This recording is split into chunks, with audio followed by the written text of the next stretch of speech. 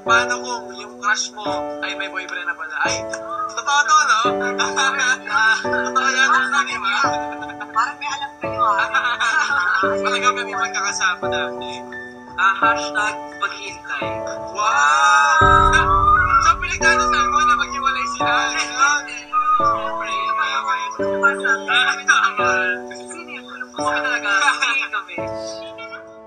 Ayoko kasi kuya yung tatalon ng kaibigan ko. Kaya pinipigilan ko yung sarili ko din. Niligawan ako, parang gustong gusto ko talaga. Tapos, nagkaroon kami na isang get-together. Siyempre, pinakilala ko sa mga kaibigan ko. Proud ako kasi nga, ito yung gusto ko talaga ng babae. Pagkatapos ng get-together, nalaman ko na magka-text na sila. Yung kaibigan ko laging kinukwento yung babae. Sige, bahala ka na, gano'n. Ayoko masira yung pagkakaibigan dahil lang sa babae, kuya. Kaya ko... Love is a sacred thing you give to someone you fully trust.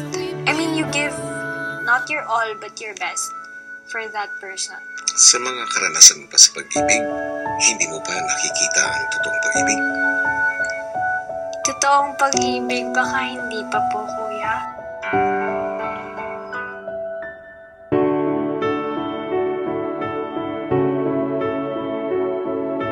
Ang totoong pag-ibig, pinagmamalaki pa, hindi itinatago. Tagal na po kami friend. Mabait po siya. Si Alice po, kuya. Nakasama ko sa Be Careful pala, kuya. Careful, remember. Yan po, magkakaibigan po kami. Magkasama na kami sa mga events.